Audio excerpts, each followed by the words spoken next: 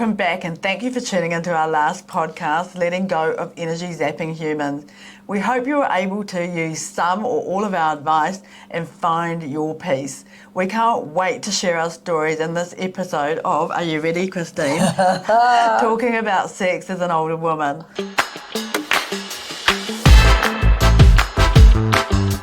Sexuality doesn't have an expiration date. As an older woman, embracing your sexuality and sensuality can be empowering and liberating. There's no reason why age should limit your enjoyment of physical intimacy or the pleasure that comes with it. In fact, with more life experience, many women find themselves more in tune with their bodies and desires, feeling more confident in what they want. It's all about owning your sexuality at every stage of life and recognising that your needs and desires are just as valid as ever. Unfortunately, society often perpetuates misconceptions or stereotypes about older women and their sexuality, as if sexual desire fades with age or is somehow inappropriate. These outdated beliefs can create unnecessary shame or hesitation when it comes to talking about sex. But the truth is, everyone's sexual journey is unique, and there's no one-size-fits-all narrative.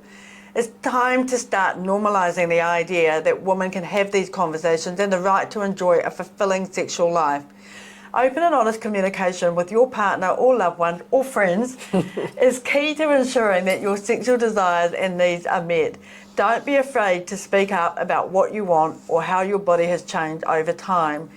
Whether you're in a long-term relationship or exploring new connections, discussing your desires openly creates a deeper sense of intimacy and understanding.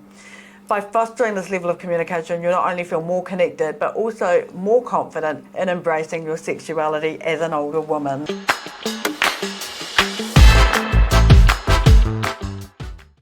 Christine, what a topic. Let's kick off with what is one piece of sound advice that you want to kick off this conversation with?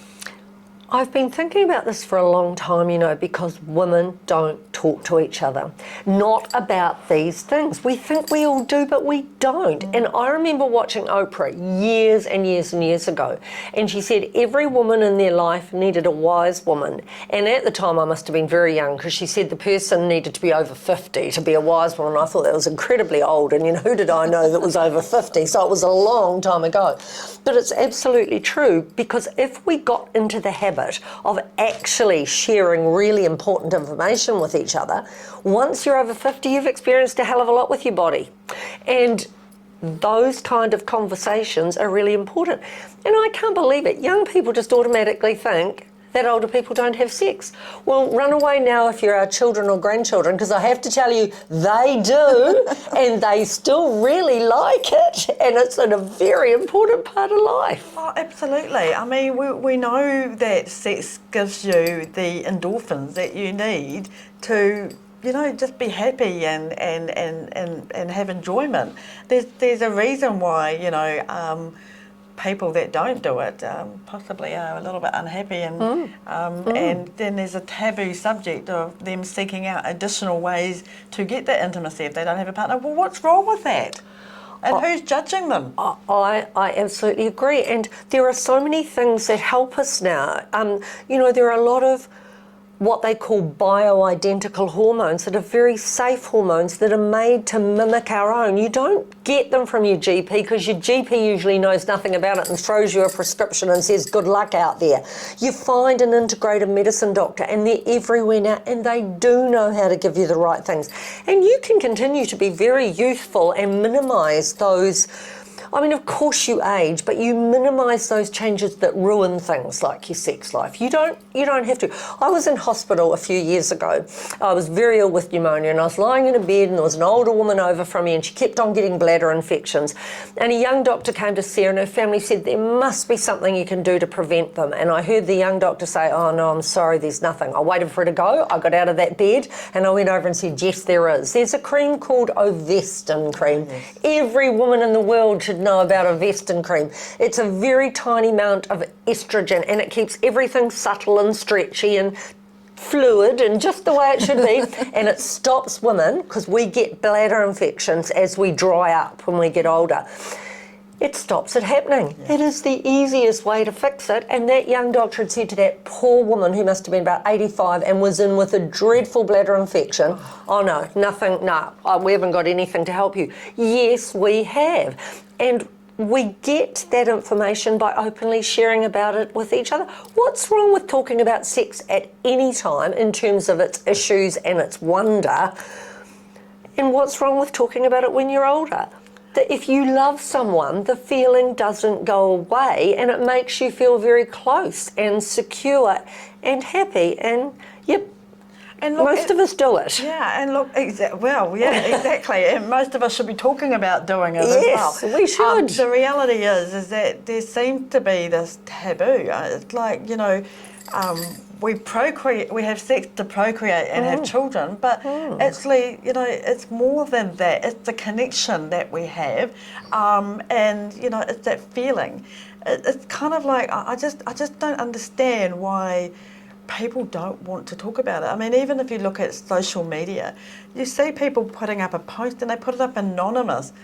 Because they don't want to be attached. And, you look at menopause, and I've found out, because I have an incredible doctor, Dr. Francis Pitsillis, who's here in Auckland, who's a specialist in hormonal treatments, and men go through menopause as well, and their testosterone drops right off, and that's why they're grumpy old men.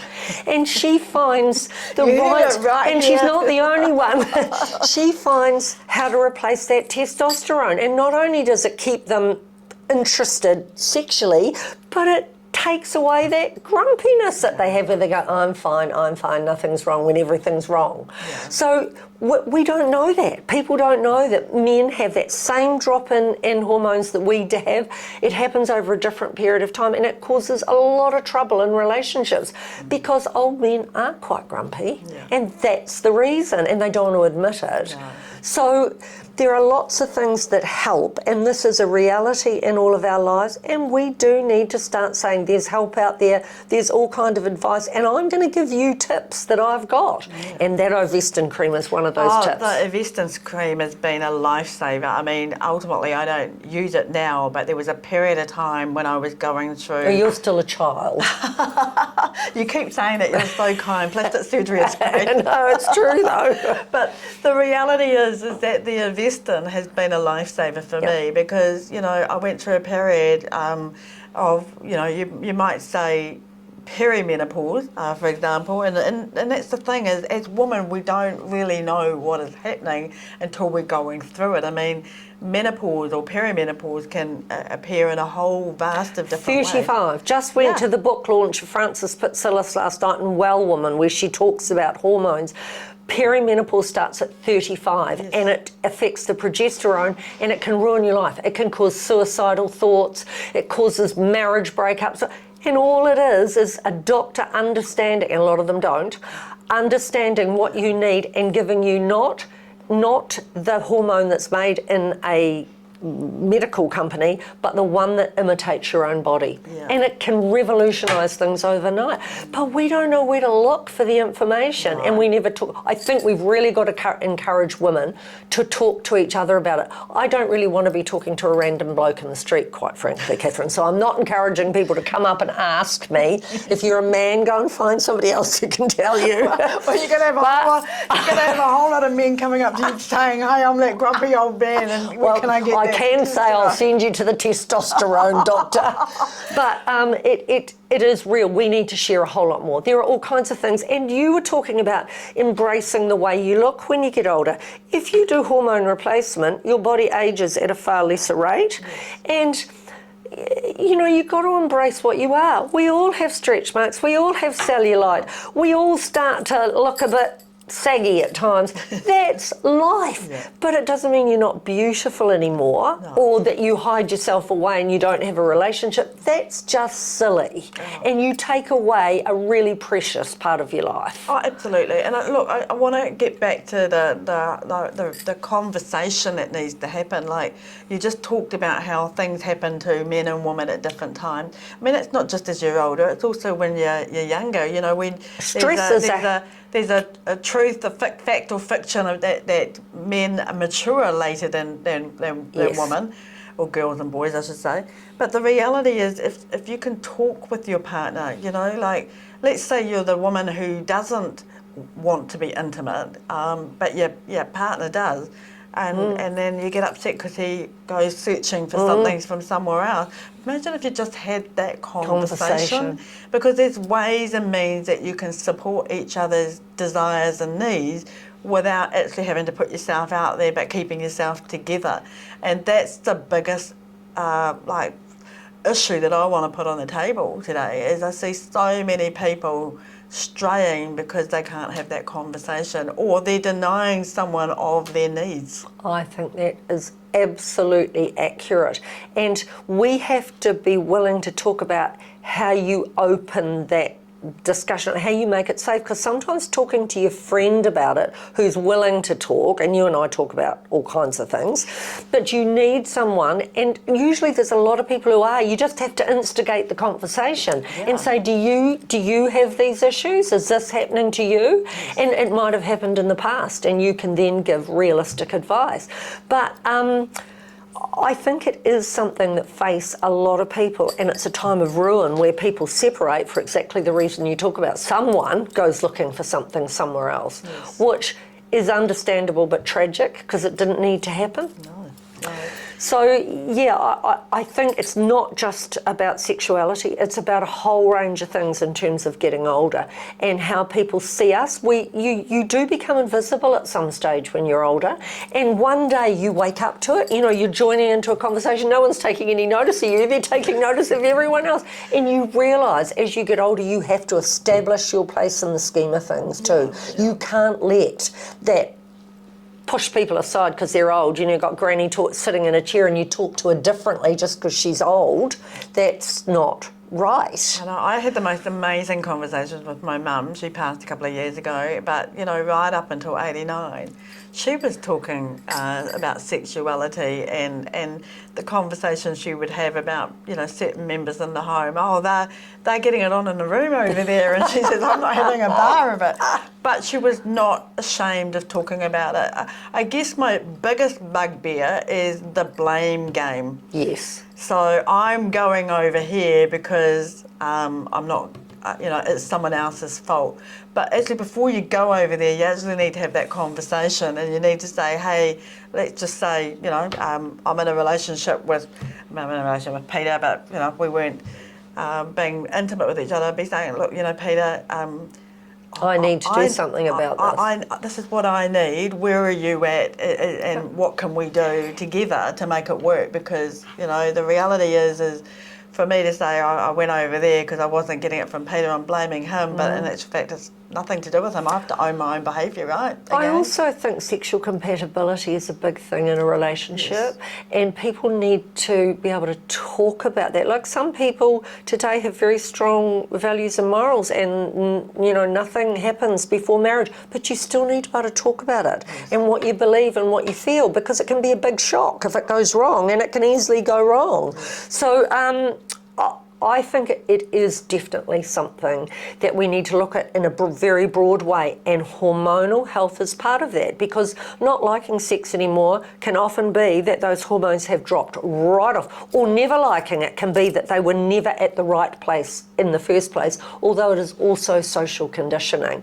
You know, I grew up in a time where nobody ever talked about anything. I really didn't know where babies came from for a very long time. I did find out. But I didn't know for a very long time. And we all used to speculate at school. We had the most ridiculous thoughts and beliefs about where, I mean, that now it's a little more advanced and children are told when they ask usually. It's a true story rather than we have to miss the gaps. Yes. I remember my mother had me very late in terms of that generation, and my brothers and sisters weren't told. They knew she was pregnant, but it was never discussed. And when I was born, my father came home and said, guess what? You've got a baby sister, and everyone had to go, where did she come from?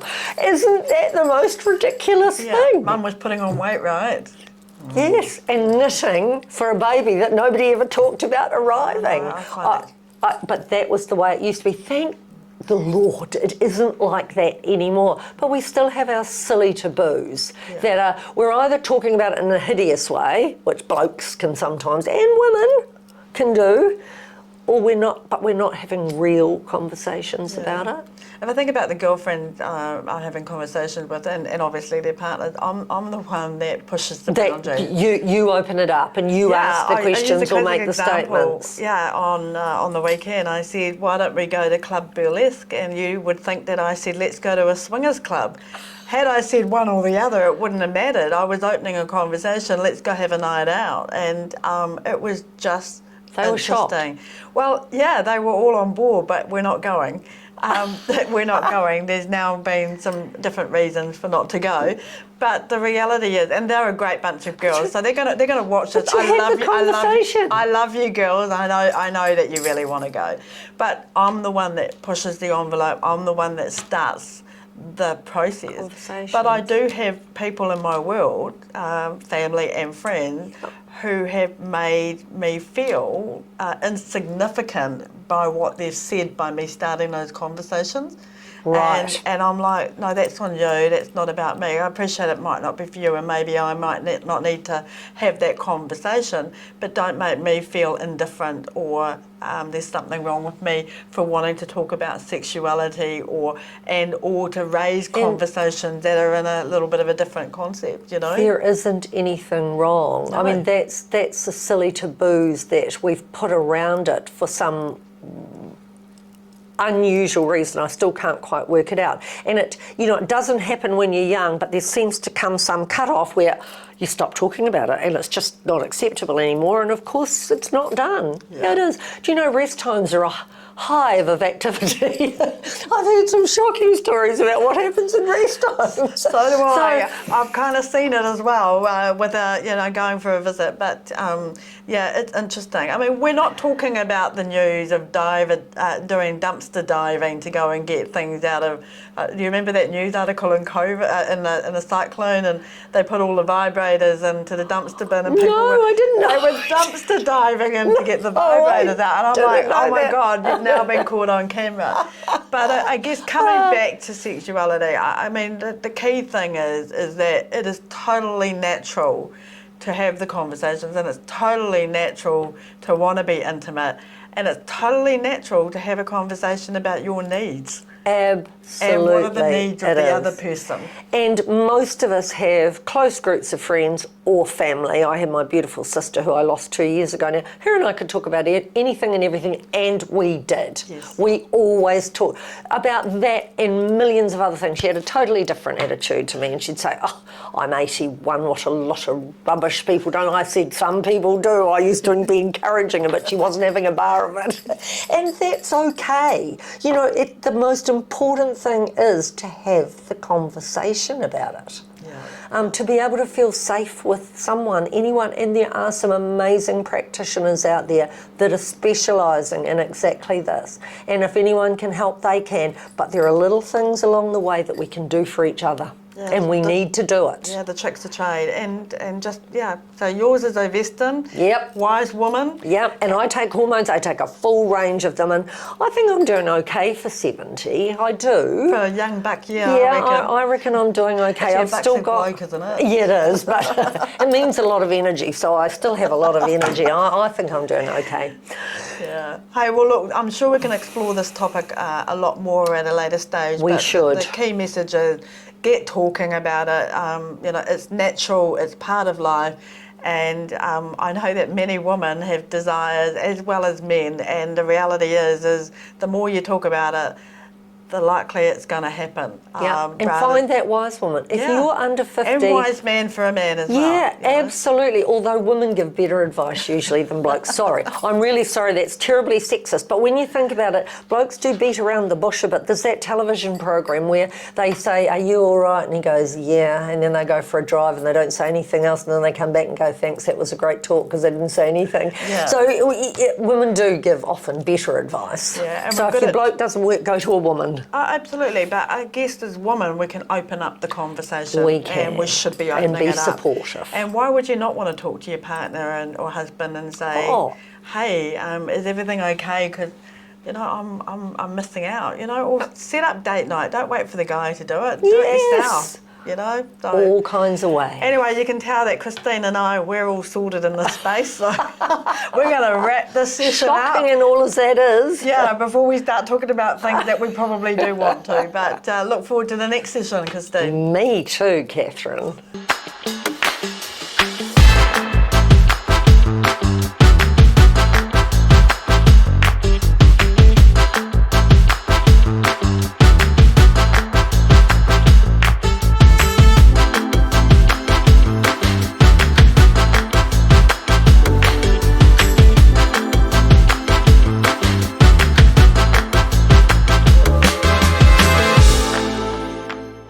But tall poppies alive and well. New Zealanders don't like it if you make money. You know, in America, you are celebrated. If you come from nowhere and you make it and you're successful, you're held up as an example of what we should be. And we criticise America. They've got it sussed in terms of that. We want to put people down. Do you know, I've got friends that won't buy too flash a new car in case people think they've got too much money, because then people are horrible to them. What is wrong with us, Catherine?